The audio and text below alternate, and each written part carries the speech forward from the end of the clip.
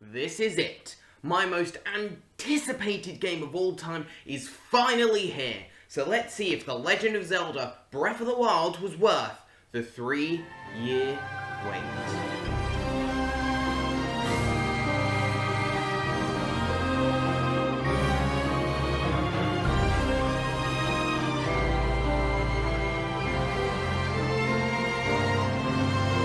Boy, has this one been a long time coming! I've been excited for this game ever since Eiji Aonuma clicked his fingers to reveal a beautiful open-world Hyrule. Since that moment, there's been tons of anticipation, moments of concern, and plenty of lies. Are you sure that this will be released next year? Yes. BotW の新作ゼルダは2015年内の発売を第一の優先事項とはせず、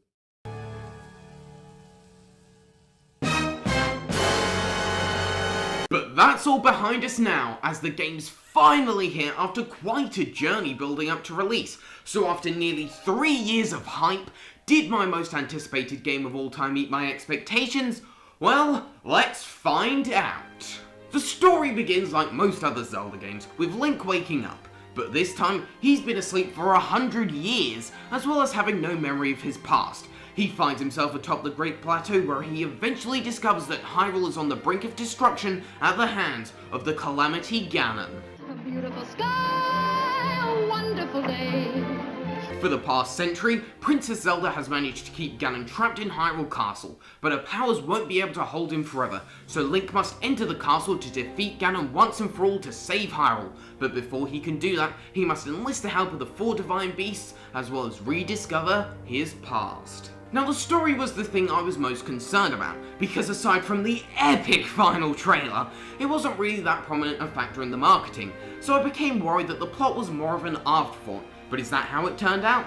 Well, before we find out, I should first address the elephant in the room. Link, you are the light. Our light. That must shine upon Hyrule once again. Yep, this is the first time in Zelda history with fully voiced cutscenes.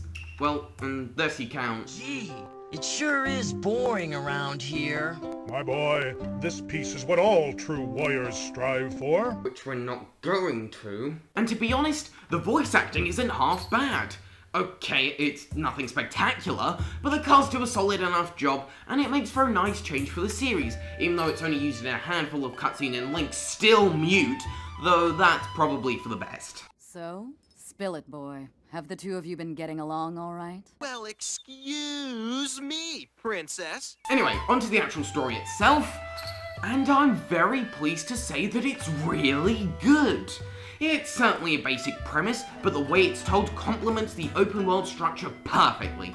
For example, you have to find certain locations to view memories of Link's past, so not only does it involve Zelda's character, but trying to find the right place in the picture is a big challenge in itself, encouraging exploration with the reward of progressing the story, which, for an open world game, really works. But the entire story isn't told in flashbacks. There's some fun subplots in the present involving the divine beasts and how they're affecting the nearby race.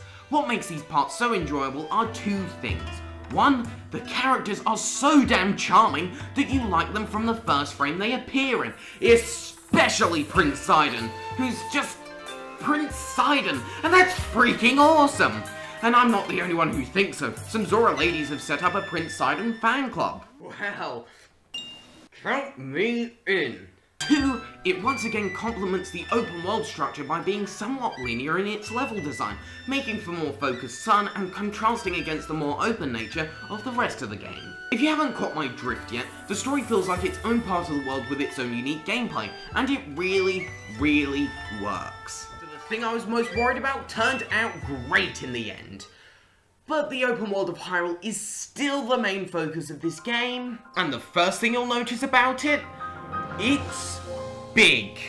But you can't just go and explore it all right away. The Great Plateau is the starting ground for the adventure, and it teaches you the basics of the rest of the game before you can glide down to the kingdom below. So I'll make my job easier and just take you through the opening hours to discuss the gameplay. This is a very different Zelda game compared to previous installments, and not just because it's open world and Link can jump manually. What sick fantasy is this? But Breath of the Wild takes a lot of elements from the survival genre, most notably the fact that you no longer collect hearts, and instead eat food that you pick up or cook, which can also give you perks for a certain amount of time. Another interesting addition that you quickly discover is the wide variety of weapons, shields and bows that break a lot. It essentially forces you to try out different types of gear, which is something I wouldn't really do if they didn't break mid-battle, so that's actually pretty cool. Speaking of combat, there's not a lot to it, but it's satisfying to nail a flurry rush and deal double damage with a well-aimed arrow, and bosses are just the same, but more thrilling! Anyway, back to the beginning.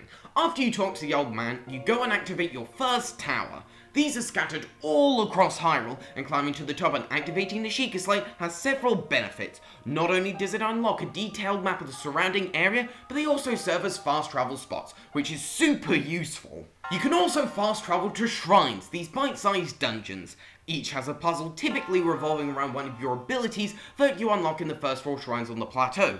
The best way I can describe them is short and sweet. They require you to get creative, and solving them rewards you with a spirit orb, and once you get 4, you can talk to a goddess statue to get either an extra heart or more stamina.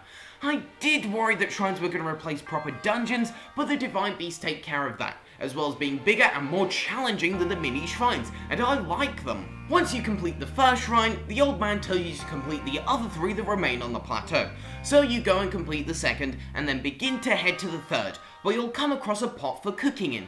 You'll need to cook some peppers, as they'll be important later. Okay, you don't actually need to, but I recommend you do so anyway. Continuing on, you'll need to climb up a cliff to get to the next shrine.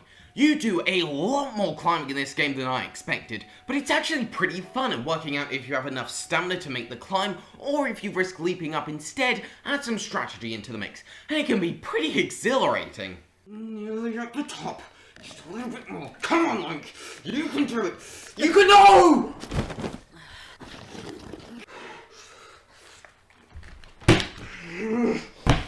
Fuck! Anyway, with the third trial complete, you have to head to the Snowy Mountain for the final shrine. And this is where those peppers come into use. Weather plays a big part in the world. When it rains, which it does a lot because apparently Hyrule's a mix between Seattle and England. Cliff edges become slippier, requiring you to find a different path depending on how tall said cliff actually is. And more importantly, if you're in a hot/cold environment, you'll need to put on some special clothing or eat certain food to prevent taking damage. Eat the peppers to gain cold resistance for a little while, then head for the last shrine. Complete that, then head to SPOILERS! And after it's revealed that SPOILERS! You can now leave the plateau with a paraglider and glide down to the rest of the game. Basically the same one you've been playing for the last couple of hours, only on a much bigger scale. Hyrule might look big from the Great Plateau, but it's only once you're down there do you realise how large it is. Give Nintendo credit. For their first open world game, they really went all out on it. This world is packed with fields, mountains, villages and kingdoms for you to explore, and it's an absolute treat to do so. With the other open world games, if I spend a session just running around and not accomplishing anything, I'll feel like I wasted my time. Here, I might not find anything worthwhile during a session, but I'll still have a good time, because the world is so interesting and fun to explore. It's not short on things to do either. There's Korok seeds to discover that expand your inventory, side quests to beat, and as I've already mentioned, shrines to solve, towers to activate, and story missions, which as I mentioned a while ago, make for a nice change of pace to the more open nature of the rest of the game. There's a path of enemies you have to find, an enemy base you have to stealth your way through, weak spots on the divine beast you have to shoot with a little help, the list goes on! Honestly, Breath of the Wild's biggest strength is how everywhere you turn, there's fun to be had. And it's not just throwaway mindless fun either, it's that special kind that's made so many Nintendo games hold up as classics so many years later. Wrapping things up here, and the game that I've been the most excited for, more than any other, exceeded my expectations. But Nintendo done more than that. They went beyond what I didn't even dare to imagine. It's been out for little over a month, but this is definitely up there with some of my favourite games of all time. With that said, is it my favourite Zelda game? I'm gonna have to sit on that one. But it's definitely a time between this and Skyward Sword. Never has a game world been so compelling to explore, and with plenty to do, it'll take players a long time to 100% the game, but at least you'll have a blast doing so. Breath of the Wild is the best game I've reviewed so far by a mile, and I'll happily score it 98%. There's no denying that Nintendo's been in a bit of a slump these last couple of years, but with this instant classic, they just made a hell of a comeback, and one I can happily recommend to each and every one of you.